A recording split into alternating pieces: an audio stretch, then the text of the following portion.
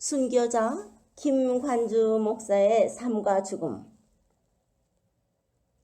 강변교회 설교에서 스크랩된 내용입니다. 저는 강변교회에서 설교하면서 신앙의 선배들에 대한 이야기를 자주 해왔습니다. 길선주 목사님, 이기풍 목사님, 윤함의 사모님 최건능 목사님, 주기철 목사님, 조만식 장로님, 손양원 목사님, 이성봉 목사님, 김치선 목사님, 한경직 목사님, 박윤선 목사님 등에 대한 이야기를 자주 했습니다. 오늘 아침에는 신앙의 절개를 지키다가 순교하신 저희 아버지 김관주 목사님에 대한 이야기를 하려고 합니다. 제가 오래전에 나의 사랑하는 아버지 김관주 목사라는 제목의 글을 쓴 일이 있는데, 그 글을 중심으로 김관주 목사님의 삶과 죽음 이야기를 하겠습니다. 김관주 목사의 옥고와 순교.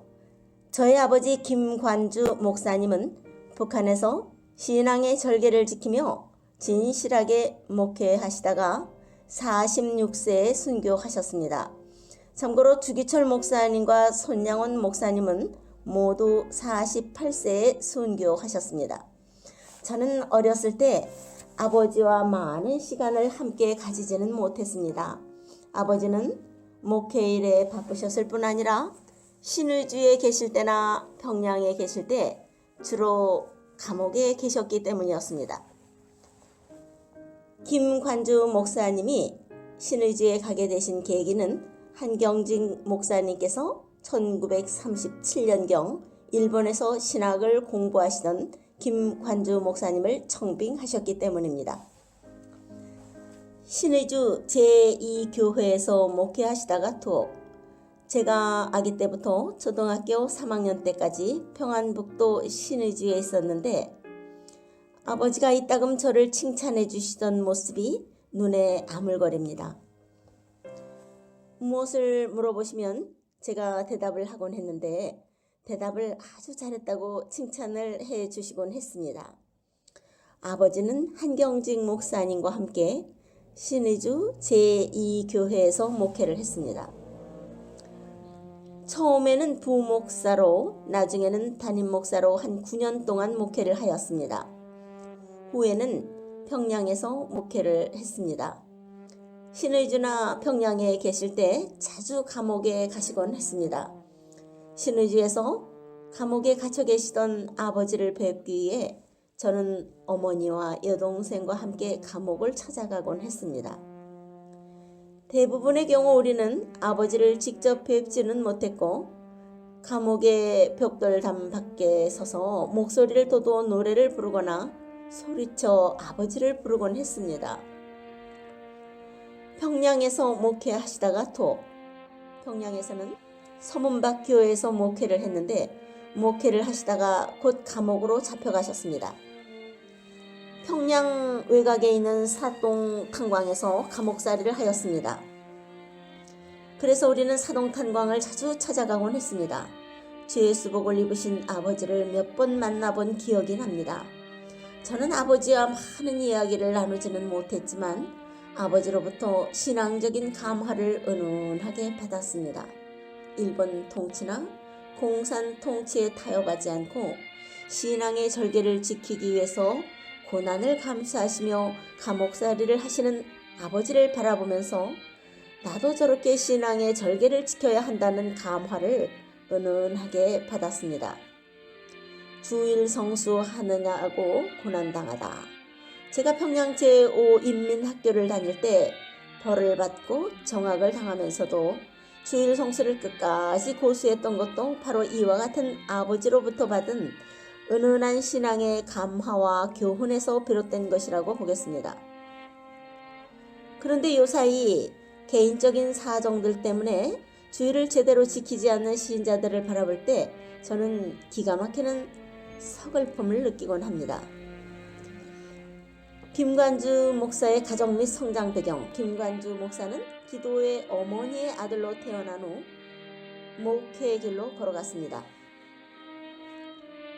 저 김명옥 목사의 아버지 김관주 목사는 1905년 9월 25일 평안남도 안주에서 아버지 김현아 씨와 어머니 김정숙 씨의 장남으로 태어났습니다. 김관주 목사의 모친 김정숙 씨는 결혼하기 전부터 예수를 믿었는데 불신앙의 가정으로 시집온 후 한평생 기도와 주일 성수의 신앙을 지킴으로 시집의 온 가족을 모두 예수님에게로 인도했습니다. 새벽마다 산에 올라가 새벽 기도를 평생토록 했습니다. 남편과 자녀들의 영혼을 구원해달라고 새벽마다 눈물로 기도를 드렸습니다.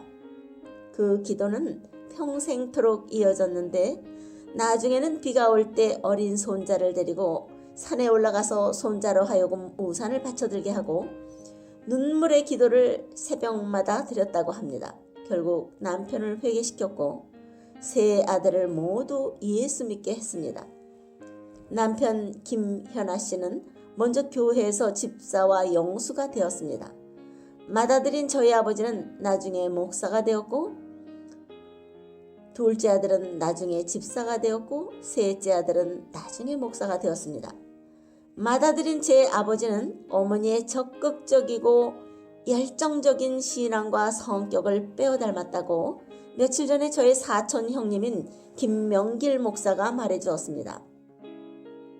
저 김명혁 목사는 어렸을 때 때로는 박천 외할머니 집에 가서 지내기도 했고 때로는 안주 친할머니 집에 가서 지내기도 했는데 지금도 캄캄한 수요일 밤 친할머니와 온 가족들이 등불을 켜들고 논밭길을 걸어 멀리 있던 예배처에 가서 수요 예배를 드리던 기억이 생생합니다.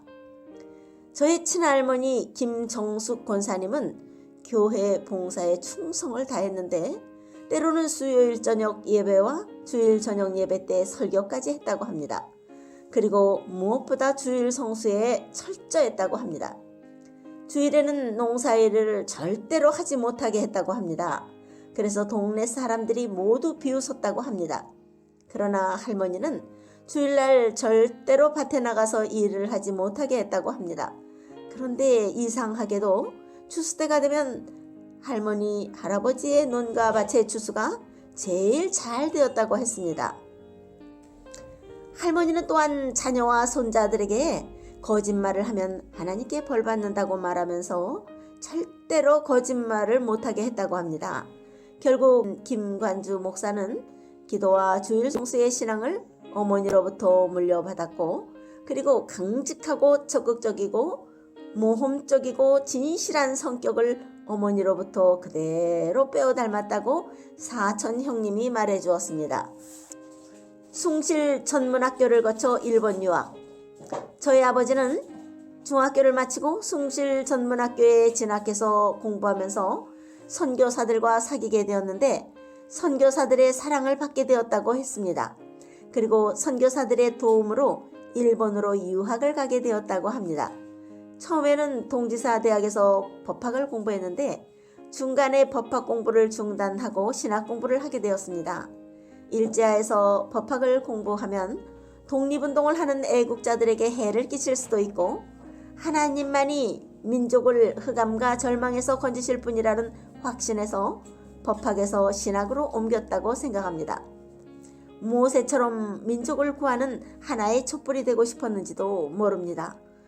아버지는 일본에서 공부를 할 때 조선에서 온 유학생들을 돌아보고 돕는 일을 했다고 합니다. 아마 유학생 모임의 총회의를 맡아보았던 것 같습니다.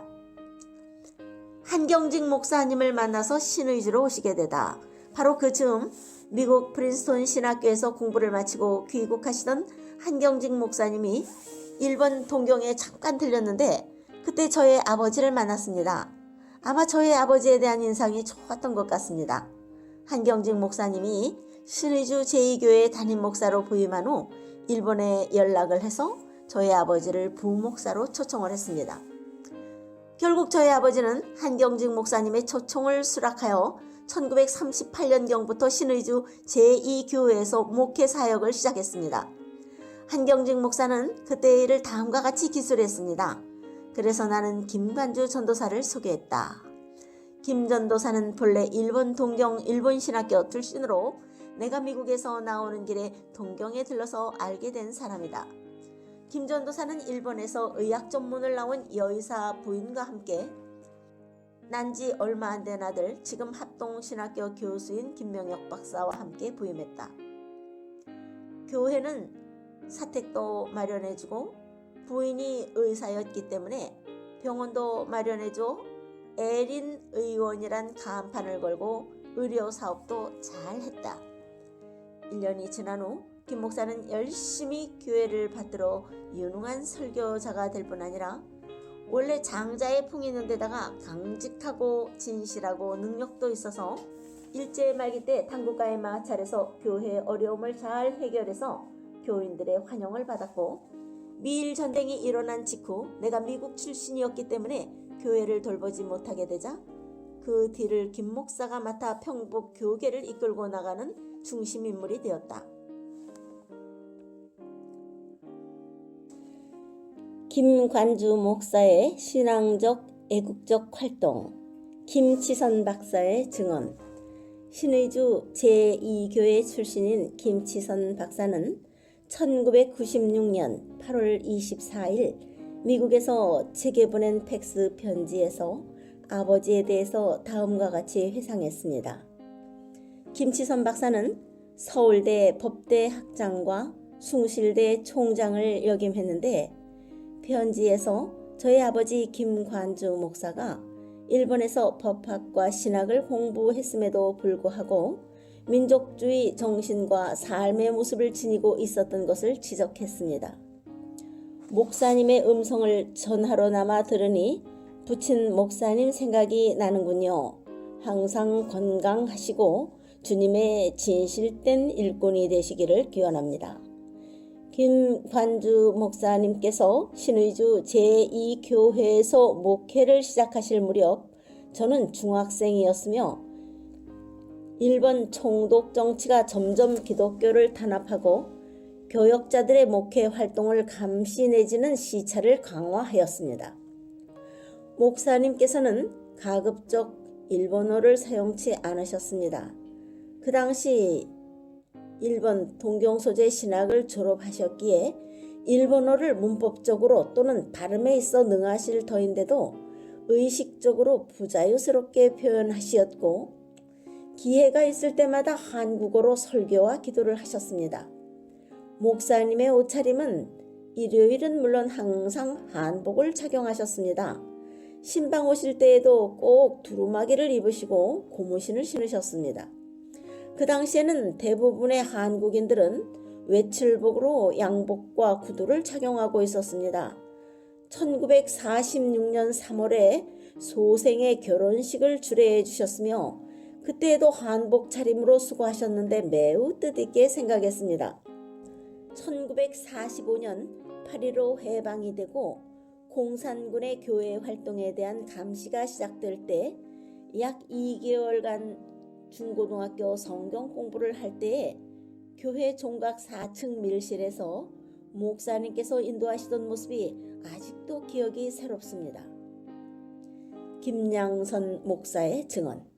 김양선 목사는 그에 져서 한국 기독교 해방 10년사에서 저희 아버지가 신의주와 평양에서 기독교 지도자로서 민족 독립운동과 남북 통일운동에 적극적으로 참여했던 사실을 기술했습니다. 1946년 해방 후 첫 번 3.1절 행사를 신의주 동교회에서 수천 신도들이 모인 가운데 김석구 목사의 사회로 성대하게 거행했는데, 공산당들이 3.1절 행사를 극심하게 반대했다. 공산도배들은 수천 군중을 이끌고 동교회로 달려들어 성단과 성경을 회파한 후 김석구 목사를 끌어내어 우차에 싣고 민족 반역자 미국의 주고동에 극악한 문구를 목에 걸어놓고 시내를 일주하며 갖은 야유와 모욕을 가하였다. 이러한 만행은 도초에서 일어났다. 의산 노회장 김관주 목사는 공산 도배의 이와 같은 만행을 남한에 알리기 위하여 동 17일 신도 대회를 소집하고 성토 연설을 감행하였다. 그러나 저들은 이것을 이유로 본격적인 교회 탄압을 시행하였으며 지목되는 지도인물의 제거를 위하여 수단을 가리지 않았다. 한국 기독교 해방 10년사. 이 일로 인하여 저희 아버지 김관주 목사는 감옥에 투옥되었습니다. 저희 아버지는 민족을 사랑하는 애국심과 정의를 사랑하는 의협심이 강했던 것 같았습니다. 김양선 목사는 계속해서 다음과 같이 기술했습니다. 해방 직후 신의주에서 한경직 목사를 중심으로 기독교 사회당이 결정되었던 것과 마찬가지로 평양에서는 김하식 목사를 중심으로 기독교 자유당의 결성의 준비가 진행되고 있었다. 38선으로 남북이 분단되어 있으나 언제나 한 번은 남북 통일의 정부 수립이 있을 것을 예상한 사회 지도자들은 민주주의 정부의 수립을 확보하기 위하여 기독교인을 기반으로 한 강력한 민주주의 정당 조직을 계획하고 있었다. 1947년 9월 23일 UN 총회에서 한국 문제의 토의가 결정되어 앞으로 미국의 한국 독립안이 상정될 것으로 보여지고 그것이 원안대로 결정된다면 남북통일 정부의 수립은 목촉지간의 일로 보여지므로 김화식 목사는 김관주, 황봉찬, 우경천 등 다수의 동지들과 고한규 장로를 당수로 한 기독교 자유당의 결성의 준비를 적극 추진하였고 1947년 11월 19일 결당식을 거행하기로 되어 있었다. 그러나 결당식을 하루 앞둔 11월 18일 내무소에 탐지된 바 되어 김하식 목사 이하 40여 명의 교회 지도자들이 검속 투옥되었다. 한경직 목사의 증언. 한경직 목사도 그에 져서 장로 시무 핸드백에서 아버지의 기독교 자유당 결성 준비 활동을 다음과 같이 기술했습니다.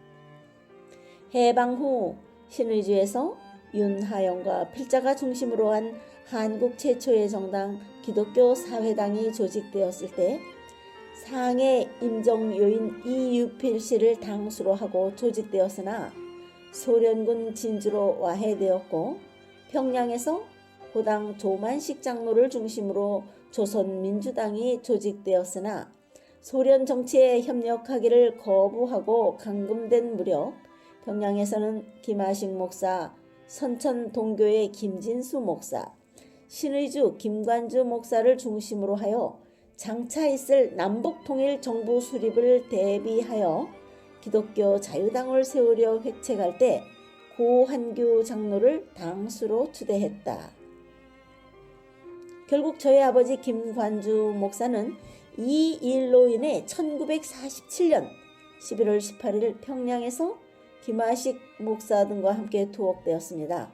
김관주 목사는 그 후 평양 외곽에 있는 사동 탄강으로 옮겨져 그곳에서 복역하다가 1950년 6월 23일 6.25 전쟁 이틀 전에 순교당한 것으로 전해지고 있습니다. 김관주 목사의 신앙 절개.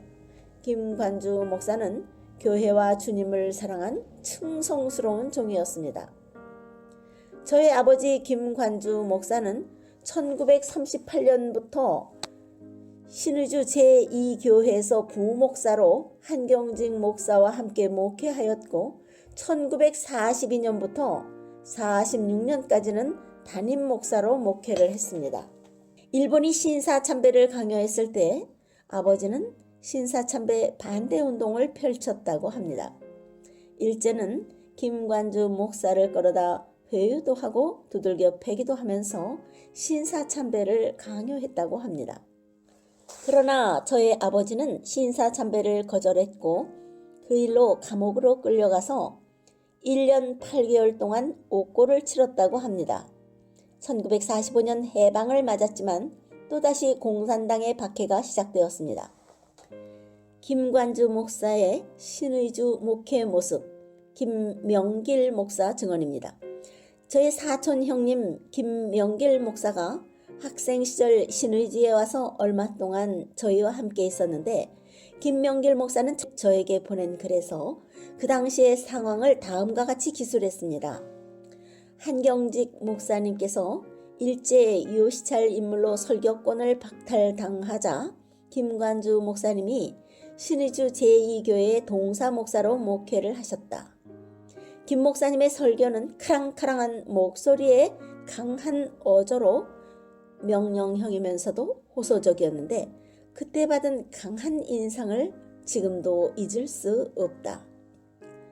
예배 시간 30분 전에는 강단 옆방에서 준비기도와 묵상으로 준비하고 있어 어떤 특별한 일이 아니면 만나기가 어려웠다.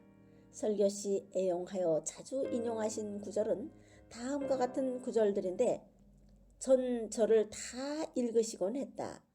내가 장차받을 고난을 두려워 말라. 볼지어다 마귀가 장차 너희 가운데서 몇 사람을 옥에 던져 시험을 받게 하리니 너희가 10일 동안 환난을 받으리라. 내가 죽도록 충성하라. 그리하면 내가 생명의 면류관을 내게 주리라. 계시록 2장 10절. 저희 아버지는 1947년에 평양 서문박 교회로 옮겨 목회를 했는데, 목회를 시작한 지 얼마 되지 않아 공산당에게 붙잡혀 감옥으로 잡혀갔습니다. 저희 아버지가 신의주에 있을 때나 평양에 있을 때 남한으로 올 수 있는 기회가 없었던 것은 아니었습니다. 그러나 저희 아버지는 교회와 양무리들을 사랑하는 마음으로 마지막까지 월남을 거부하고 북한 땅에 머물러 있었습니다. 회유를 끝까지 거부한 김관주 목사. 저희 아버지 김관주 목사가 평양 사동 탄광에 갇혀 있을 때 김일성 주석의 외숙인 강양옥 목사가 아버지를 회유한 일이 있었다고 합니다. 강양옥 목사는 지금 조그련 회장인 강영섭 목사의 아버지입니다. 그 당시 저의 사촌 형님 김명길 목사가 오도연합회가 세운 장로교 신학교에 재학하고 있었는데, 하루는 강양욱 목사가 사촌형을 불렀다고 합니다. 자네에게 특별히 부탁하네. 사동 탄광에 있는 숙부를 찾아가 한번 이야기를 해보게. 이제라도 우리와 손잡고 일을 해보자고 말일세. 죽는 것만이 능사는 아니라고 말일세. 저의 사촌형님 김명길 목사는 당시의 상황을 이렇게 기술했습니다. 내가 사동 탄광에 김관주 목사님을 면회 갔을 때 한 번은 이런 제안을 드린 적이 있다. 내가 김일성 주석의 외숙인 강양욱 목사에게 말씀드려서 큰아버님을 석방하도록 건의할 터이니 나오셔서 강 목사님과 함께 손잡고 목회하시며 신학교에서 가르치면 어떻겠습니까? 라고 했더니 정색으로 강하게 표현하면서 내가 강 목사와 손잡으려면 왜 이곳에 와서 고생하겠느냐고 하시면서 다시는 그런 말은 입 밖에 내지 못하게 하셨다. 마지막 면회인 1950년 4월 5일에 갔더니 내가 앞으로 소련으로 가게 될지도 모르니 소련말 교과서와 사전을 구해서 보내달라고 해서 4월 7일에 그 책을 들여 보낸 일이 있는데 그것이 마지막이었다. 아들 김영혁, 당시 11세, 부친 김관주 목사와 마지막 만남. 아버지 김관주 목사는 기독교 자유당 결선과 관련하여 1947년 11월 18일 평양에서 투옥되었다가 사동 탄광으로 옮겨져 그곳에서 복역하게 되었습니다. 제가 아버지를 마지막으로 만난 것은 1948년 7월 사동 탄광에서였습니다. 1948년 7월 11살의 어린 소년 명혁은 평양시 외곽의 사동 탄광을 찾았다. 예수 믿는 반동들의 괴수로 몰려 탄광에 강제 수용되어 있는 아버지 김관주 목사를 면회하기 위해서였다. 명혁은 얼마 후 아버지를 만날 수 있었다. 남루한 작업복 차림의 아버지의 모습은 얼마 전까지 교회 강단에서 힘차게 설교를 하던 모습과는 전혀 딴판이었다. 그러나 그 형형한 눈빛과 자신을 보고 환하게 우는 아버지의 모습은 이전 그대로였다. 아니, 명혁이 내가 웬일이냐. 아버지가 보고 싶어서요. 이런 녀석. 아버지와 아들은 반갑게 손을 맞잡고 이런저런 얘기를 나누었다. 이윽고 어린 명혁은 나이답지 않게 무겁게 입을 뗐다. 아버지, 나 남조선 갈래요. 남조선? 여기선 도저히 하나님을 제대로 믿을 수도 없고 또 공부도 안 돼요. 남조선에 가서 마음껏 예배도 드리고 공부도 하고 싶어요. 남조선. 네, 어떻게든 갈래요. 거기서 열심히 믿음 생활하고 공부도 열심히 해서 꼭 훌륭한 사람이 되어서 돌아올게요. 꼭이에요, 아버지.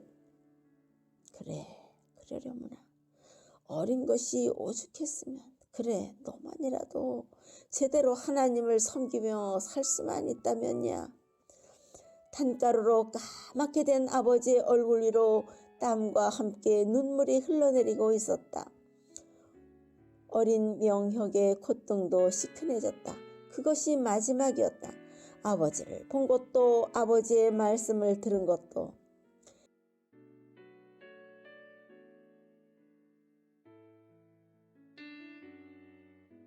김명혁 목사님의 월남, 당시 만 11세. 저는 주일 성수와 신앙자유를 얻기 위해 만 11살 되던 해, 즉 1948년 8월 어느 날 38선을 넘어 단신으로 월남했습니다. 세상에서 저를 가장 사랑하시던 어머니를 북에 두고 신앙의 절개를 지키기 위해서 감옥에 갇히신 아버지를 북에 두고 단신으로 38선을 넘어 남으로 왔습니다. 주일 성수의 신앙을 지키고 그리고 아버지의 뒤를 이어 목사가 되고자 하는 강한 소원을 가지고 남한으로 넘어온 것이었습니다. 몇몇 어른들과 함께 캄캄한 어느 날 밤 38선을 넘고 있었습니다. 갑자기 서지 않으면 총을 쏘겠다는 소리가 들렸습니다. 경비 군인들에게 발각된 것이었습니다. 어른들은 모두 그 자리에 섰습니다. 그러나 저는 설 수가 없었습니다. 남쪽을 향해서 혼자 달리기 시작했습니다. 30분 이상 달린 것 같았습니다. 파밭을 지나고 강을 건너서 남한 땅에 이르게 되었습니다. 아직 어둠이 깃들인 이른 새벽이었습니다. 어느 초가집에 들어가니 그날 밤 38선을 넘어온 사람들이 서성거리고 있었습니다. 저는 어디로 가야 할지를 몰랐습니다. 저를 데리고 오던 사람들이 모두 붙잡혀서 오지 못했기 때문이었습니다. 그런데 바로 그곳에서 만난 어느 청년이 저를 기차에 태워 서울에까지 데려다 주었습니다. 저는 그 청년이 누구였는지를 지금까지 모릅니다. 알아보려고 애를 쓰기도 했지만 아직도 모릅니다. 하나님께서 저를 인도하신 것이었습니다. 천사를 보내주신 것이었습니다.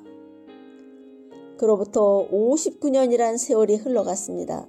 그 59년 세월 동안 하나님께서는 저에게 신앙의 자유와 여러 가지 공부를 마음껏 할 수 있는 기회를 넉넉하게 주셨습니다. 서울 중고 및 서울대학을 졸업한 후 미국에 가서 12년 동안 신학을 공부하고 돌아와서 목회의 일과 교수의 일과 연합운동과 선교 사역에 참여하게 되었습니다. 복된 가정도 귀한 자녀 손도 주셨고 아름다운 교회도 주셨습니다. 건강도 필요한 물질도 주셨고 좋은 선배들과 동역자들과 후배들도 주셨습니다. 부족한 저를 모두 믿어주고 사랑해주고 있습니다.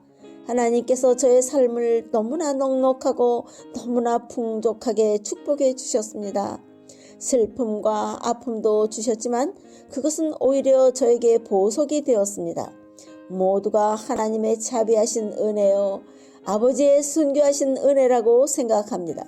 이제 저의 남은 과업은 하나님께서 저에게 넉넉하게 베풀어 주신 신앙의 자유와 목회 및 선교 사역의 경험과 축복을 북한 동포들에게 나누어 주는 일이라고 생각합니다. 오늘 아침에 평양 서문박교회 출신인 윤명호 목사님과 잠시 통화를 했는데 윤 목사님의 마지막 관심과 남은 과업도 북한 동포들을 돕는 일이라고 말했습니다.